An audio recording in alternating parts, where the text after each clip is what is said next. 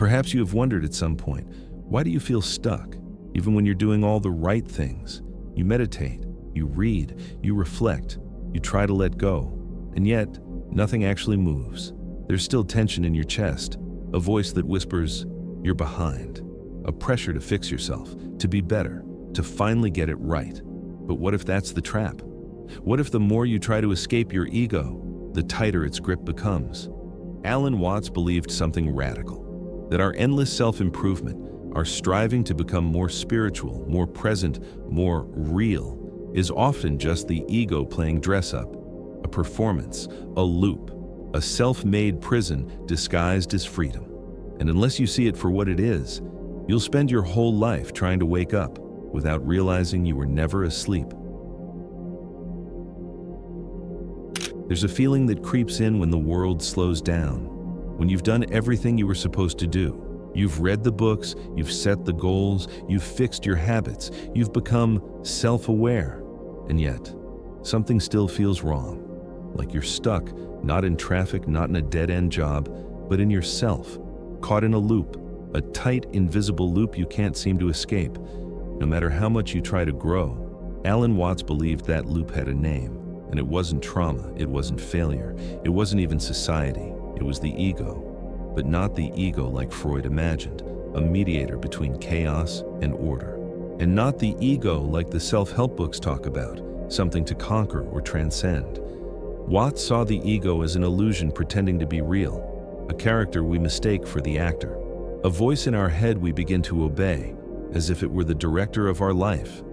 And here's the terrifying part. The more we try to fix it, the more we empower it. The more we try to find ourselves, the more we feed the very illusion that's keeping us stuck. We become addicted to introspection, obsessed with analysis, always questioning, always doubting, always seeking. And the one doing all the seeking is the ego itself. It's like a mirror trying to reflect itself. It never ends. It can't. Because the one who's stuck isn't you. It's the image of you that you've mistaken for truth. Watts called this the myth of the separate self. The belief that I am a thing, an entity, an object floating in the universe, controlling, choosing, suffering. But in reality, he said, we are not things at all. We are processes, events. Like a wave is part of the ocean, not separate from it. Like a flame is not a solid object, but a continual dance of energy. We too are verbs, not nouns. But the ego hates this. Because if you are not a thing, if you are not a fixed identity, then the ego loses control. And it needs control. That's why the ego resists silence. That's why it fears boredom. Because when everything is still, there's nothing left to distract you from the truth. You don't exist in the way you think you do. This is the root of the paralysis so many people feel. Not laziness, not lack of ambition, not failure, but over-identification with the idea of being a self. The belief that you're a fixed identity that must be improved, protected, and constantly validated. And so you loop. You start chasing your tail, endlessly trying to become something, instead of realizing you've always been becoming. There was never a fixed you to begin with. Watts once said, "The real you is not a puppet which life pushes around. The real deep down you is the whole universe." But how could we ever feel that when we're constantly shrinking ourselves into the ego's tiny box? Here's the tragedy. Even your spirituality, even your awakening, becomes ego's new costume. Now the ego pretends to be the mindful one, the awakened one, the one who sees through the ego. And just like that, you're back in the loop. You meditate, journal, reflect, not to dissolve the ego, but to upgrade it, not to disappear into presence, but to control it. And so freedom becomes another performance, another task, another identity. And no matter how well you play the part, you still feel stuck. Because deep down, you know something is off. The self you keep upgrading feels like a mask that's growing heavier. The more perfect it becomes, the more exhausting it is to wear. And maybe that's the point Watts wanted us to see. You're not stuck because you're broken. You're stuck because you're too busy trying to be someone. And the more you try, the further you drift from the truth. Because the truth doesn't need effort. It was never hiding. It's just quiet. and we've forgotten how to listen. There's a reason we don't just drop the ego like a heavy coat, a reason we cling, even when it suffocates us. Because on some level, it feels like it's all we are, and letting go of it feels like dying. Watts didn't see this fear as irrational. In fact, he believed it was entirely logical, because from the ego's perspective, disappearing is death, and it will do anything to survive. It doesn't matter if it makes you anxious, miserable, lonely, or numb. So long as you keep believing in the story, the ego wins. But here's the twist. You are not the one who's afraid. It's the ego that's afraid, not the living, breathing, quiet awareness beneath it. And that awareness has never needed an identity to survive. It has always been. But awareness doesn't shout. It doesn't demand. It doesn't tell you what to do or who to be. So we drown it out with the ego's noise, the constant narration in our minds. Am I doing this right? Do they like me? Is this who I really am? Endless questions from a voice that sounds like ours, but isn't. And here's where it gets darker. This fear of letting go becomes the invisible architecture of our entire life. We stay in toxic jobs, not because we love them, but because they confirm our self-image. We chase goals that don't fulfill us because they protect the idea that we are ambitious, successful, on track. We stay stuck in relationships, not out of love, but out of familiarity with our role. The truth is, we're not afraid of losing what we have. We're afraid of losing who we think we are without it. Watts compared this to trying to hold water in your hands. The tighter you squeeze, the faster it slips through your fingers. But if you loosen your grip, let your palms open, the water rests. It's counterintuitive and terrifying, because every part of modern life conditions us to do the opposite. We're told to chase certainty, to build brands out of our personalities, to always be becoming, but never just being. To sit still and feel what's there beneath the ego, that's rebellion. Because you'll find there's no ground to stand on, no solid identity, no final version of you that you can sculpt and frame and finally rest inside. There is only this moment and your relationship to it. And that is where the anxiety rushes in. Because we've been trained to believe that groundlessness means failure. That if we don't know who we are, we're broken. That if we're not growing, we're dying. But Watts turned this around. He said the freedom we crave isn't found in control. It's found in surrender. Not the passive kind, not giving up, but the courageous kind, letting go of the illusion that you must be something at all. The ego says, find your path, fix yourself, master your mind. But the deeper truth whispers, you were never lost, you were never broken, you were never separate. And yet we still run, because we'd rather feel safe than free. We'd rather chase answers than dissolve the questioner. Watts knew this chase was the root of all our exhaustion, the inner tension, the dissonance, the way life always feels slightly out of sync. Because we're trying to solve a problem that doesn't exist. We're trying to fix a self that was never real. This is why your moments of real peace, the fleeting ones, come not when you figure yourself out, but when you forget to try, when you lose yourself in music, in nature, in laughter, when you're not thinking, just being. And in those rare moments, something cracks open. Not because you achieved clarity, but because you disappeared long enough for clarity to appear on its own. Now, wonder for a moment, what if the version of you you've spent years constructing is the very thing standing between you and real peace? Let's go deeper, into the illusions we mistake for growth and how even self-improvement can become a trap designed to keep you chasing instead of living. We live in the age of optimization. There's a method for everything: how to wake up earlier, how to build discipline, how to become more confident, productive, attractive, mindful. But buried beneath all this noise is a haunting truth. Most people aren't trying to grow. They're trying to become someone they can finally love. And that is a trap. Alan Watts saw it clearly. The modern world teaches you to treat yourself like a project, but the more you tinker with who you are, the more fragmented you feel. Why? Because the very act of self-improvement assumes something dangerous, that you are not enough, that you are a problem to be solved. This creates a toxic loop. You chase techniques and tools, hoping they'll save you. You get a momentary high, the illusion of progress, but then it fades, and the voice returns. Still not enough. Still not there yet. So you double down. More books, more hacks, more identity work, but the finish line keeps moving because you were running on a treadmill the entire time. Watts warned that this game can never be won because the ego is the one playing both sides. It invents the flaw, then invents the solution, and then sells you the belief that salvation is just one more step away. It's the perfect business model. Create the wound, sell the bandage, repeat.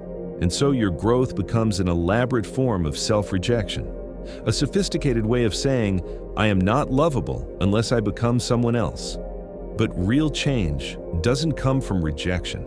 It comes from radical presence, from seeing yourself fully without distortion and not turning away. Watts often used the metaphor of muddy water. If you keep stirring it, trying to clear it, it just gets murkier. But if you let it be, sit, breathe, allow, the mud settles on its own. Clarity doesn't come from effort. It comes from stillness. This doesn't mean you should never strive, grow, or evolve, but it means you must be clear about your motive. Are you moving because something beautiful is calling you forward, or are you running from the belief that you're not enough? There's a world of difference, because when the ego leads the journey, no destination will satisfy it. No achievement will silence it. It will always whisper, almost there, just a little more, and you'll spend your life chasing peace like a dog chasing its tail. Watts once asked, what if all your efforts to be better are the very thing keeping you from what you already are? It's a paradox.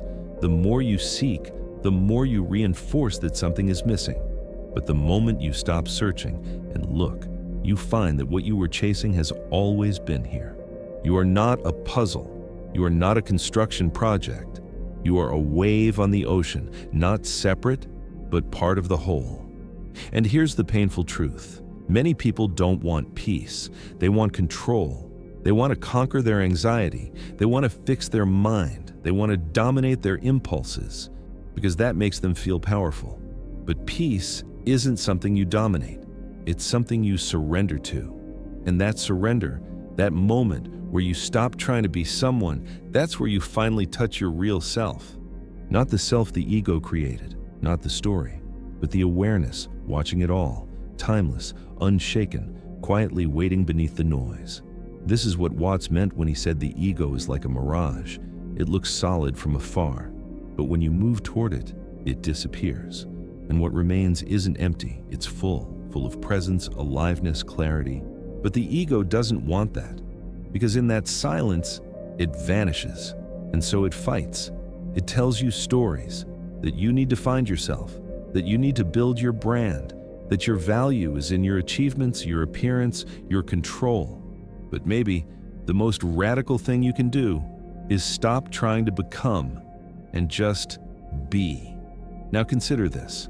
What if letting go doesn't mean giving up, but finally coming home to a version of yourself untouched by fear?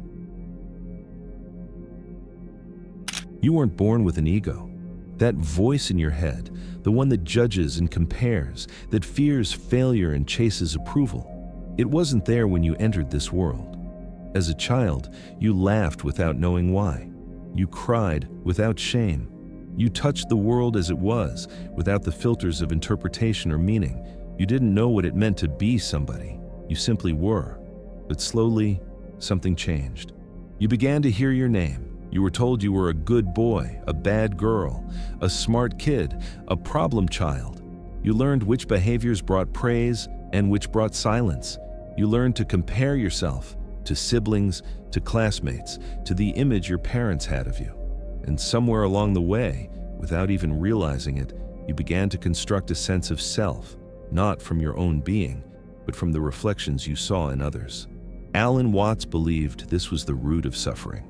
The moment we begin to think of ourselves as an object, something to be observed, judged, improved, we step outside of the immediacy of life and become divided within. We're no longer living, we're managing an identity.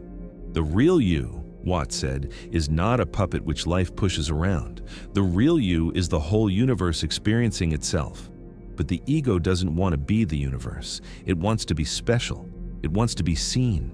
So it separates, it builds walls, it crafts an image and defends it like its life depends on it, because in a way, it does. The ego is fragile because it's artificial, and what's artificial must constantly be maintained. You wake up and check your phone to confirm you still matter. You scroll past other people's curated lives and feel inferior, or superior, or invisible.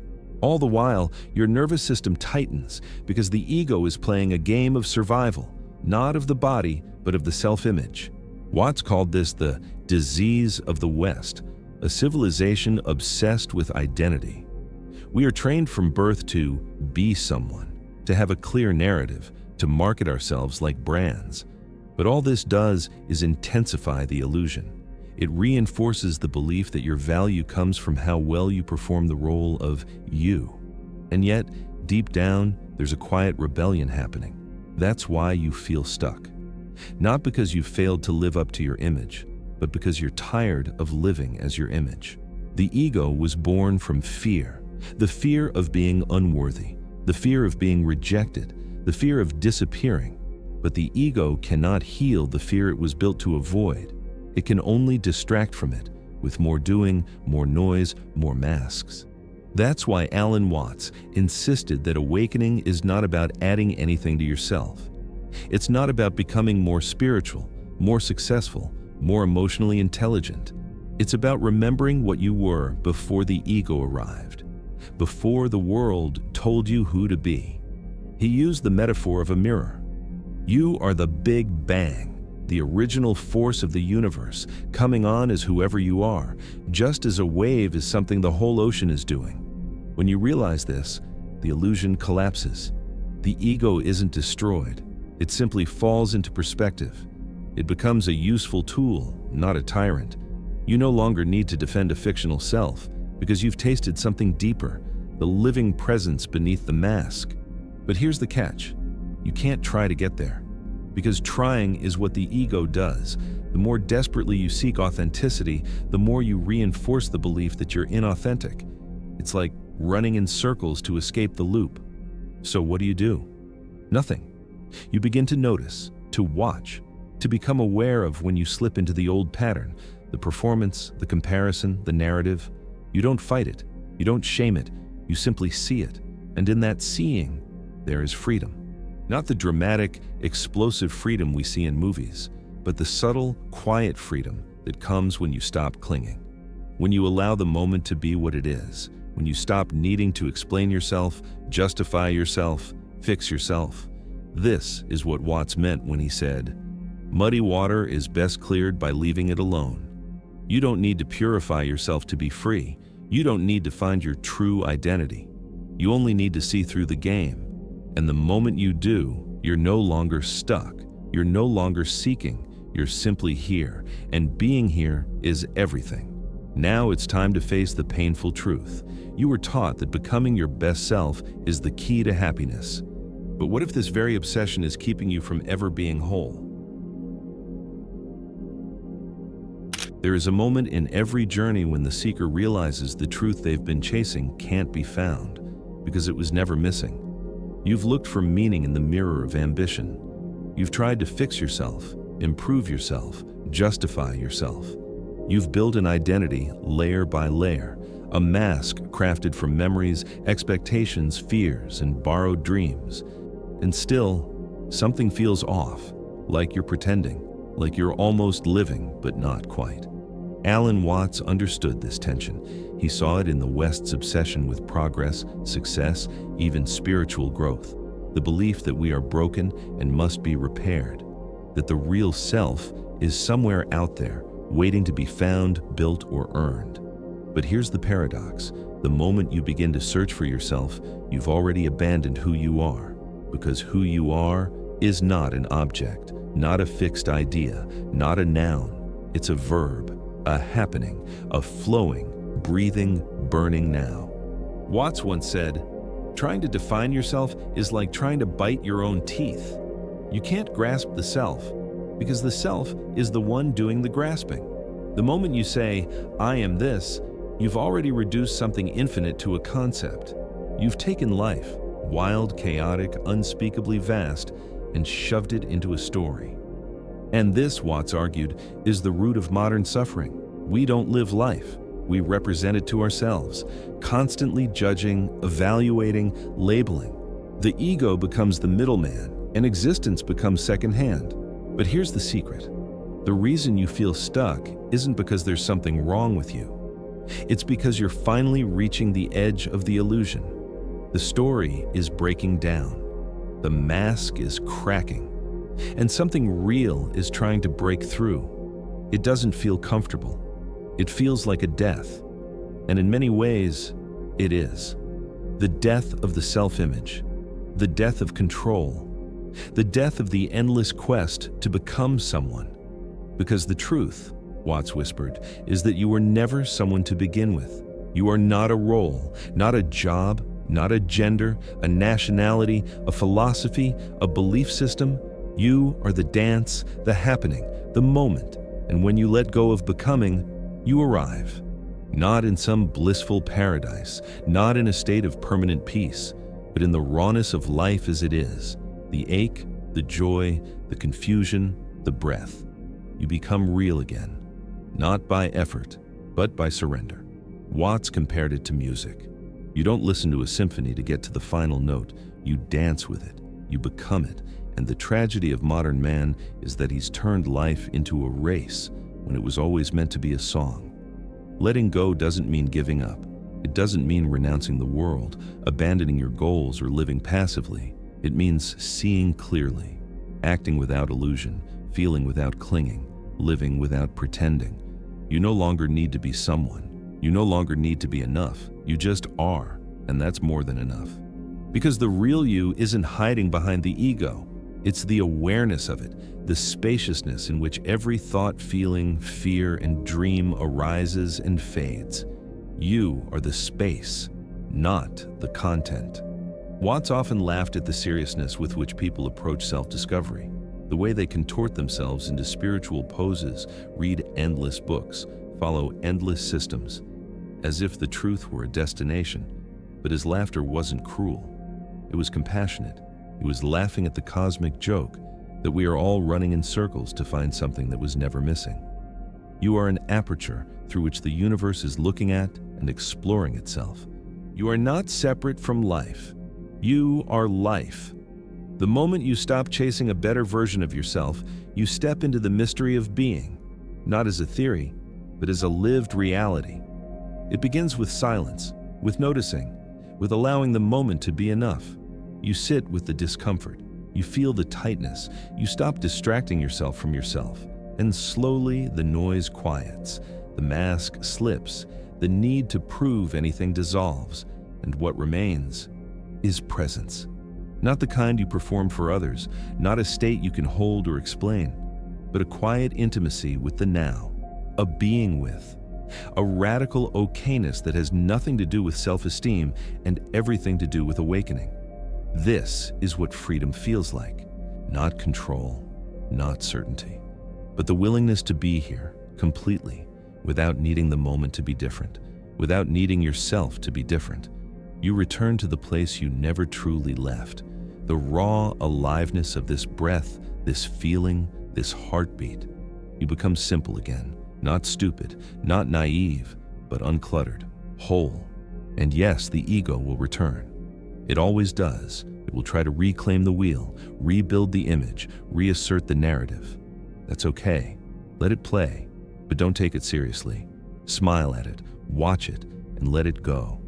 Again and again you return to stillness, to seeing, to the unshakable truth beneath the noise, that you are not a thing, you are not a thought, you are not a story, you are life, pure and unfolding. If this resonated with something buried deep inside you, don't forget to like this video, share your thoughts below, and subscribe to our channel for more insights. We're building a community of seekers, not performers. A place for the ones tired of pretending. Until next time, Keep shining, not to be seen, but to see.